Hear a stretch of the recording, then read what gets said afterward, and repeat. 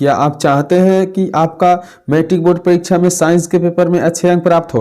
तो बिल्कुल इस वीडियो को शुरू से अंत तक जरूर देखिएगा, क्योंकि इस वीडियो में हम लेकर आए हुए हैं आप लोगों के लिए मॉडल पेपर से चुना गया 1 से 80 वस्तुनिष्ठ प्रश्न, जिनमें से किन्हीं 40 वस्तुनिष्ठ प्रश्नों का उत्तर आपको ओएमआर शीट में देकर आना है। आपको बता दें कि जो भी आप अदर यूट्यूब चैनल वाले के वीडियो देखते हैं, जिसमें क्या होते हैं कि वे लोग PDF को ही एडिटिंग करके और आप लोगों को अल्लुल जुलुल क्वेश्चन बता देते हैं, जिससे आपका बोर्ड एग्जाम में क्वेश्चन लड़ने की संभावना नहीं होता है। लेकिन इस वीडियो में हम लेकर आए हैं आपको 1 से 80 वस्तुनिष्ठ प्रश्न, जिसमें 100% गारंटी के साथ मैं बोल रहा हूं कि 50 से 60 प्रश्न आपके बोर्ड एग्जाम में रहेगा। अगर आप इस वीडियो को शुरू से अंत तक जरूर देख लीजिएगा, और अगर आप देख लेते हैं शुरू से अंत तक वीडियो, तो आप खुद ही कमेंट करके बता सकते हैं कि इसमें वीडियो में कितना अच्छा जो है प्रश्न बनाया गया है। तो चलिए हम देरी नहीं करते हुए वीडियो को शुरू करते हैं और देखते हैं कि आज के वीडियो का पहला प्रश्न क्या है। तो आवर्त सारणी के प्रथम वर्ग के सदस्य है। आवर्त सारणी के प्रथम वर्ग के सदस्य क्या होता है? याद करके रखना है कि आवर्त सारणी के प्रथम वर्ग के जो सदस्य होते हैं वह कौन से होते हैं? तो वह बिल्कुल क्षारीय होते हैं। कैसे होते हैं? क्षारीय होते हैं। एक एक प्रश्न इंपॉर्टेंट है, आपको पहले ही बताए हैं कि बिल्कुल एक एक प्रश्न चुना हुआ प्रश्न है, क्योंकि मॉडल पेपर यहाँ 10 से 15 मॉडल पेपर से चुना हुआ प्रश्न, और उस प्रश्न को हमने सजाकर एक एक करके और आपके लिए 80 प्रश्न पुराए हैं, जो आपको वीडियो के माध्यम से देखने के लिए मिल रहा है। अगली प्रश्न दिया हुआ है कि वायुमंडल में CO2 गैस की उपस्थिति है। वायुमंडल में CO2 गैस की उपस्थिति कितना होती है? याद कर रखना है कि 0.03% होती है। कितना होती है? 0.03% जो होती है वायुमंडल में CO2 यानी कार्बन डाइऑक्साइड गैस उपस्थित रहती है। अगली प्रश्न यानी 3 नंबर प्रश्न देख रहे हैं कि कितना इंपॉर्टेंट वीडियो है, कितना इंपॉर्टेंट और कितने अच्छे अच्छे प्रश्न इस वीडियो में देखने के लिए आपको मिल रहा है। इसी तरह 1 से 80 प्रश्न आपको जो देखने के लिए मिलेगा, बहुत इंपॉर्टेंट प्रश्न होगा। तो आपसे रिक्वेस्ट करते हैं कि वीडियो को अंत तक जरूर देखिएगा। चैनल पर पहली बार आया है तो सब्सक्राइब कर लीजिए, क्योंकि अगर आपका सपोर्ट मिले तो हम इसी तरह के लगातार वीडियो आप लोग के लिए सामने लेकर आते रहेंगे। तो देखिए तीसरा प्रश्न दिया हुआ है कि NaOH का मतलब हुआ कि सोडियम हाइड्रा ऑक्साइड, यानी सोडियम हाइड्रा ऑक्साइड क्या होता है? अम्ल होता है कि क्षार होता है कि लवण होता है कि इनमें से कोई नहीं? याद करके रखना है कि सोडियम हाइड्रोक्साइड यानी NaOH जो होते हैं बिल्कुल आपका क्षार होते हैं। अगली प्रश्न यानी 4 नंबर प्रश्न आपके सामने है। देखिए कितना इंपॉर्टेंट प्रश्न है, इसलिए बार बार बोला जा रहा है कि वीडियो को शुरू से अंत तक जरूर देखिएगा। 4 नंबर प्रश्न दिया हुआ है कि ऑक्सीन है। ऑक्सीन क्या है? ऑक्सीन क्या है? याद करके रख लीजिएगा कि ऑक्सीन एक हार्मोन का नाम होता है। क्या होता है? ऑक्सीन एक हार्मोन है। चलिए 5 नंबर प्रश्न भी आपके सामने आ गया। देखिए कितना इंपॉर्टेंट प्रश्न है आपके बोर्ड एग्जाम के लिए। तो देखिए हम लोग 5वें नंबर प्रश्न देखेंगे कि मानव मादा के जनन तंत्र का भाग नहीं है। मानव मादा के जनन तंत्र के भाग कौन नहीं है? याद रखिएगा कि शुक्रवाहिका। क्या है? शुक्रवाहिका। मिस्टेक हुआ है थोड़ा सा। शुक्रवाहिका जो है, शुक्रवाहिका आपका मानव मादा के जनन तंत्र का भाग नहीं है। अगली प्रश्न यानी 6 नंबर प्रश्न भी आपके सामने आ गया। देखिए कितना इंपॉर्टेंट प्रश्न है। दिया हुआ है कि पराग कोश में होते हैं। पराग कोश में क्या होते हैं? याद रखना है कि पराग कोश में परागन होते हैं। यदि आपके पास वीडियो देखने के लिए समय नहीं है तो बिल्कुल ऑडियो क्लिप में लगाकर और इसे आप सुन सकते हैं शुरू से अंत तक। अगर आप फुल वॉच करते हैं तो मैं 100% गारंटी के साथ कह रहा हूं कि इसमें से जो है वीडियो 1 से 80 प्रश्न का बताया जाएगा, जिनमें से 50 से 60 प्रश्न आपके बोर्ड एग्जाम में निश्चित रूप से होंगे। तो चलिए हम लोग 7वें नंबर प्रश्न देखते हैं कि स्वपोषी पोषण के लिए आवश्यक होता है। स्वपोषी पोषण के लिए आवश्यक क्या होता है? तो याद कर रखना है कि CO2, क्लोरोफिल और सौर प्रकाश जो है, इनमें से सभी इसकी बिल्कुल सही उत्तर हो जाएगा। स्वपोषी पोषण के लिए जो होता है CO2, क्लोरोफिल और सौर यानी सूर्य का प्रकाश भी जरूरी होता है। अगली प्रश्न आपके सामने आ रहा है 8 नंबर प्रश्न। देखिए कितना अच्छा प्रश्न है। मनुष्य के शरीर की सबसे बड़ी ग्रंथि है। मनुष्य के शरीर की सबसे बड़ी ग्रंथि जो होता है क्या होता है? याद करके नोट करके रख लीजिएगा कि इसकी जो सही उत्तर है अर्थात लीवर। क्या होता है? लीवर जो है मनुष्य का सबसे बड़ा ग्रंथि होता है। अगली प्रश्न 9 नंबर प्रश्न भी आपके सामने आ गया। देखिए कितना अच्छा प्रश्न है, इंपॉर्टेंट प्रश्न है, चुनिंदा प्रश्न है। दिया हुआ है कि पादप हार्मोन का उदाहरण है। पादप हार्मोन का उदाहरण इनमें से कौन है? याद रखना है कि पादप हार्मोन का उदाहरण ऑक्सीन होता है। चलिए अगली प्रश्न यानी 10 नंबर प्रश्न आ गया। आपका जो है 10 मिनट का समय व्यर्थ होगा और 10 मिनट का समय को हम सोना बना देंगे बिल्कुल, इसलिए हम वीडियो को थोड़ा सा फास्ट में ही बना रहे हैं ताकि आप लोगों का समय अधिक भी ना लगे और आप एक एक प्रश्न को सही ढंग से जान भी ले। तो अगली प्रश्न यानी 10 नंबर प्रश्न दिया हुआ है कि परिपथ में विद्युत धारा की माप किससे की जाती है? परिपथ में विद्युत धारा की माप किससे की जाती है? याद रखना है कि A मीटर से परिपथ में विद्युत धारा की माप की जाती है। अगले प्रश्न यानी 11 नंबर प्रश्न भी आपके सामने आ गया। 11 नंबर प्रश्न कितना इंपॉर्टेंट प्रश्न है, दिया गया है कि दाढ़ी बनाने में कौन सा दर्पण प्रयुक्त होता है। दाढ़ी बनाने में कौन सी दर्पण का उपयोग किया जाता है, प्रयुक्त किया जाता है। इसकी जो सही उत्तर है याद करके रखना है कि ऑप्शन 11 का जो है बी अर्थात अवतल दर्पण, क्योंकि अवतल दर्पण का खासियत यही होता है कि अवतल दर्पण द्वारा बना प्रतिबिंब बड़ा होता है, इसलिए दाढ़ी बनाने में अवतल दर्पण का ही उपयोग किया जाता है। अगली प्रश्न 12 नंबर प्रश्न आप लोग देख पा रहे हैं, दिया हुआ है कि किस उपकरण में धन और ऋण का चिन्ह नहीं होता है, किस उपकरण में प्लस और माइनस का चिन्ह नहीं होता है। याद कर रखना है कि 12 नंबर प्रश्न का उत्तर है कुंडली। कुंडली में जो होता है प्लस और माइनस का चिन्ह नहीं होता है, बिल्कुल याद करके रख लेना है।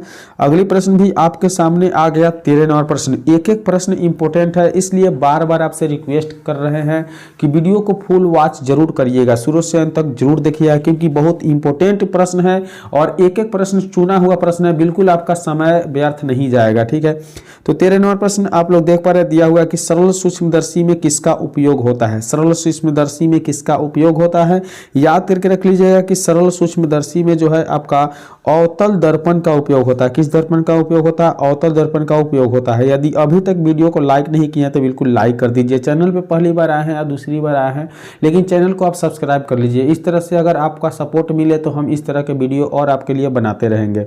14 नंबर प्रश्न भी देख लेते हैं। नीला तोता जिसको हम तूतिया के नाम से जानते हैं, नीला तोता जिसे हम लोग तूतिया बोलते हैं, यानी नीला तोता का रासायनिक सूत्र क्या होता है। नीला तोता का रासायनिक सूत्र क्या होता है, याद कर रखना है कि इसकी जो सही उत्तर है ऑप्शन बी अर्थात CuSO4 into 5H2O। CuSO4 into 5H2O जो है आपका नीला तोता यानी तूतिया का रासायनिक सूत्र होता है। चलिए 15 नंबर प्रश्न भी आपके सामने आ गया। 15 नंबर प्रश्न दिया हुआ है कि निम्नलिखित में कौन लवण है। निम्नलिखित में कौन लवण है, याद करके रख लेना है कि लवण जो है आपका ऑप्शन सी अर्थात K2SO4 जो है आपका लवण है। अगली प्रश्न की ओर 16 नंबर प्रश्न बढ़ेंगे। 16 नंबर प्रश्न भी कितना इंपॉर्टेंट और कितना शानदार प्रश्न है, देखिए दिया हुआ है कि नाइट्रोजन अणु में कितने सहसंयोजक बंधन होते हैं। नाइट्रोजन अणु में कितने सहसंयोजक बंधन होते हैं, याद कर रखना है कि इसकी जो सही उत्तर है ऑप्शन डी अर्थात 3। कितने होते हैं, 3 होते हैं नाइट्रोजन अणु में सहसंयोजक बंधन। अगली प्रश्न की ओर बढ़ेंगे और 17 नंबर प्रश्न भी आपके सामने दिखाई दे रहा है। दिया हुआ है कि संगमरमर का रासायनिक सूत्र क्या है। संगमरमर का रासायनिक सूत्र क्या है, याद करके रखना है कि कितना इंपॉर्टेंट प्रश्न है। संगमरमर का रासायनिक सूत्र CaCO3 होता है। क्या होता है, CaCO3, जिसको कैल्शियम कार्बोनेट के नाम से भी जानते हैं।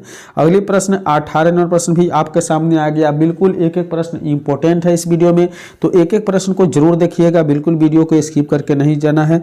तो अगली प्रश्न यानी -1 संपदा का एक उदाहरण है। -1 संपदा का एक उदाहरण है, याद कर रखना है कि लकड़ी जो है वन संपदा का एक उदाहरण होता है, इसलिए 18 का ऑप्शन भी बिल्कुल सही उत्तर है। अगले प्रश्न 19 नंबर प्रश्न भी आपके सामने आ गया। दिया हुआ है कि चीनी का रासायनिक सूत्र क्या है। चीनी का रासायनिक सूत्र क्या है, याद करके रखना है कि चीनी का रासायनिक सूत्र C12H22O11 होता है। ठीक है, अगले प्रश्न की ओर बढ़ेंगे और देखेंगे 20 नंबर प्रश्न। इंसुलिन की कमी से होता है, इंसुलिन की कमी से क्या होता है, नोट करके रख लीजिएगा कि इंसुलिन की कमी से मधुमेह होता है। क्या होता है, इंसुलिन के कमी से मधुमेह होता है। अगली प्रश्न की ओर बढ़ेंगे और अगली प्रश्न देखेंगे क्या दिया हुआ है। अगली प्रश्न आप लोग देख पा रहे हैं 21 नंबर प्रश्न की खुला परिसंचरण तंत्र, खुला परिसंचरण तंत्र पाया जाता है। देखिए खुला परिसंचरण तंत्र किसमें पाया जाता है, इसकी जो सही उत्तर है ऑप्शन बी अर्थात कॉकरोच में पाया जाता है। किसमें पाया जाता है, कॉकरोच में पाया जाता है।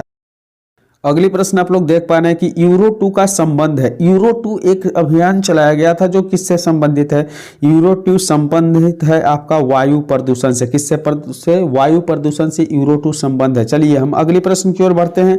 अगली प्रश्न यानी 23 नंबर प्रश्न भी आपके सामने आ गया। देखिए 23 नंबर प्रश्न दिया हुआ है कि निम्नांकित में से कौन जैविक अनम्नीकरणीय पदार्थ है। निम्नांकित में कौन जैविक निम्नीकरणीय पदार्थ है, याद कर रखना है कि इसकी जो सही उत्तर है DDT। क्या है, DDT जो है जैव अनम्नीकरणीय पदार्थ है। अगली प्रश्न 24 नंबर प्रश्न की ओर बढ़ते हैं। एक एक प्रश्न इंपॉर्टेंट है आपके बोर्ड एग्जाम के लिए, तो बिल्कुल वीडियो को शुरू से अंत तक जरूर देखिएगा। अगली प्रश्न 24 नंबर प्रश्न दिया हुआ है कि क्लोरोफिल वर्णक का रंग होता है। क्लोरोफिल वर्णक का रंग कैसा होता है, याद कर रखना है कि क्लोरोफिल वर्णक का रंग हरा होता है। अगली प्रश्न यानी 25 नंबर प्रश्न भी आपके सामने दिखाई दे रहा है। 25 नंबर प्रश्न दिया हुआ है स्पेक्ट्रम प्राप्त करने के लिए स्पेक्ट्रम प्राप्त करने के लिए किसका उपयोग होता है? स्पेक्ट्रम प्राप्त करने के लिए किसका उपयोग होता है? याद रखना है कि प्रिज्म का उपयोग होता है। वीडियो को शुरू से अंत तक जरूर देखना है। यदि अभी तक आप चैनल को सब्सक्राइब नहीं किए तो बिल्कुल सब्सक्राइब कर लीजिए और लाइक नहीं किए हैं तो बिल्कुल आप लाइक वाला बटन को दबा दीजिए, क्योंकि आपका सपोर्ट ही हमें इस तरह का वीडियो बनाने के लिए प्रेरणा देगा। ठीक है, अगली प्रश्न की ओर बढ़ते हैं। 26 नंबर प्रश्न दिया हुआ है कि किसी प्रोटीन का निम्नलिखित में से कौन सा गुण किसी चुंबकीय क्षेत्र से मुक्त गति करते समय परिवर्तित नहीं हो सकता है? इसकी जो सही उत्तर है संवेग। क्या है? संवेग इसकी बिल्कुल सही उत्तर है। अगली प्रश्न की ओर बढ़ेंगे, यानी 27 नंबर प्रश्न आप लोग देख पा रहे हैं, दिया हुआ है 27 नंबर प्रश्न कि एक परारूपी, क्या है? एक परारूपी सौर सेल कितना विद्युत विभवांतर विकसित करती है? एक परारूपी सौर सेल जो है कितना विद्युत विभवांतर विकसित करती है? याद रखना कि इसकी जो सही उत्तर है ऑप्शन ए, अर्थात 0.5 वोल्ट से लेकर आपको 1 वोल्ट तक जो है विद्युत को विभवांतर विकसित करती है। ठीक है, अगली प्रश्न यानी 28 नंबर प्रश्न आप लोग देख पा रहे हैं, दिया हुआ है कि कर्नाटक में जल संग्रहण स्थान को कहा जाता है। कर्नाटक में जल संग्रहण स्थान को क्या कहा जाता है? याद रखना कि इसकी जो सही उत्तर है ऑप्शन बी, अर्थात सुरंगम कहा जाता है। क्या कहा जाता है? सुरंगम कहा जाता है। चलिए बढ़ते हैं अगले प्रश्न की ओर। देखिए कितना शानदार प्रश्न है आपके सामने। एक कूलम्ब विद्युत आवेश कितने इलेक्ट्रॉनों में समाय आवेश के तुल्य होता है? एक कूलम्ब विद्युत आवेश कितने इलेक्ट्रॉन में समाय आवेश के तुल्य होता है? इसकी जो सही उत्तर है ऑप्शन बी, अर्थात 6.25 × 10⁸ 6.25 × 10⁸ होता है। बिल्कुल मिसिंग हुआ है थोड़ा सा टाइपिंग में। चलिए अगली प्रश्न की ओर बढ़ते हैं। अगली प्रश्न यानी 30 नंबर प्रश्न आप लोग देख पा रहे हैं। एक एक प्रश्न इंपॉर्टेंट है इस वीडियो में, इसलिए आपसे बार बार रिक्वेस्ट किया जा रहा है कि इस वीडियो को शुरू से अंत तक आप जरूर देखिएगा।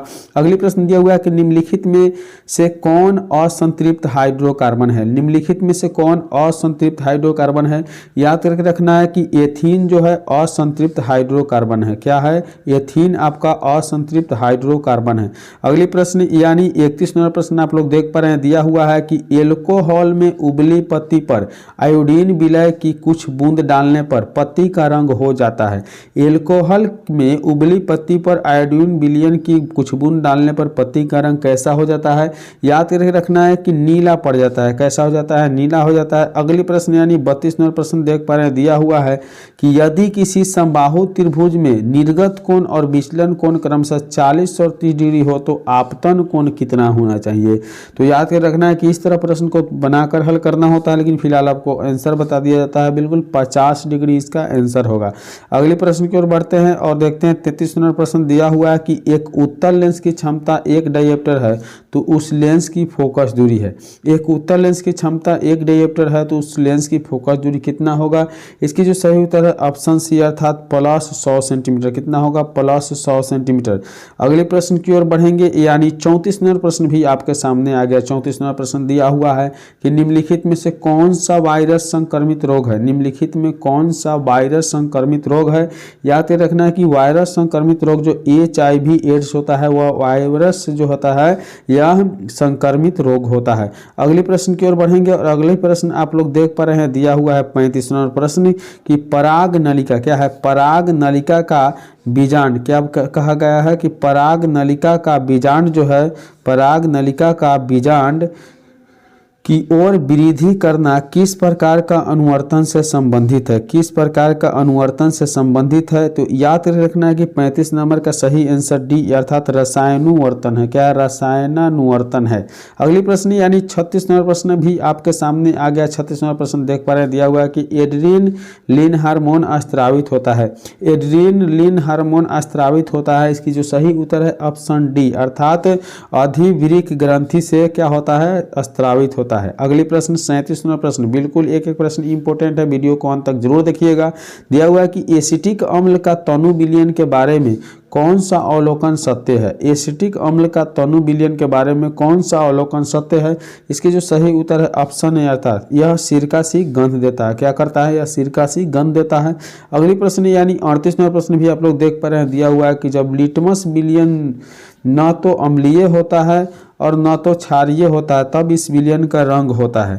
जब लिटमस विलयन न तो अम्लीय होता है और न ही क्षारीय होता है तब इस विलयन का रंग कैसा होता है? याद रखना है कि 38 नंबर प्रश्न का ऑप्शन सी अर्थात बैगनी होता है। चलिए अगले प्रश्न की ओर बढ़ते हैं। 39वां प्रश्न देखते हैं। दिया हुआ है कि श्वसन के अंतिम उत्पाद है। श्वसन के अंतिम उत्पाद क्या है? याद रखना है कि श्वसन का अंतिम उत्पाद CO2 H2O और ऊर्जा है। CO2 H2O और क्या है? ऊर्जा है। अगले प्रश्न यानी 40वां प्रश्न आप लोग देख पा रहे हैं। दिया हुआ है कि निम्नलिखित में प्रकाश के रंगों में किस रंग का अपवर्तन अधिकतम है?